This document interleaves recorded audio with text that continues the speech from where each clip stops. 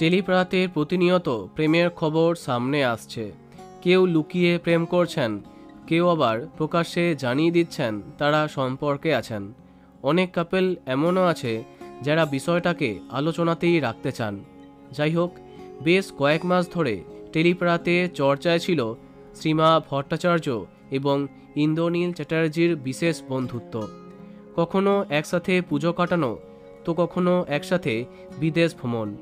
কিন্তু তাদের প্রেম নিয়ে সরাসরি তারা কোনো কিছু জানাননি। অবশেষে সীমার জন্মদিনে সবটা পরিষ্কার হয়েই গেল। গতকাল ছিল সীমার জন্মদিন।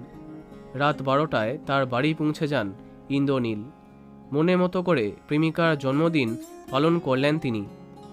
সোশ্যাল মিডিয়াতে তার কিছু ঝলক সামনে এলো। এদিন দুটি কাপেল ছবি পোস্ট করে ইন্দ্রনীল ক্যাপশন দিলেন, শুভ জন্মদিন শ্রী, অনেক ভালোবাসা, সাথে লাভের ইমোজি। এই ছবিতে শ্রীমা পাল্টা লিখেছেন, তোমাকেও অনেক ভালোবাসা। এছাড়া সংবাদ মাধ্যমেও শ্রীমা জানিয়েছেন কেমন করে তাকে সারপ্রাইজ দিয়েছে ইন্দ্রনীল এবং তার নিজের পরিবার। অবশেষে নিজেদের ভালোবাসাকে সামনে এনেই ফেললেন তারা। বর্তমানে তারা টেলিপাড়ার অন্যতম জনপ্রিয় কাপেল। তো বন্ধুরা, কেমন লাগে এই কাপেলকে কমেন্টে জানাতে পারো।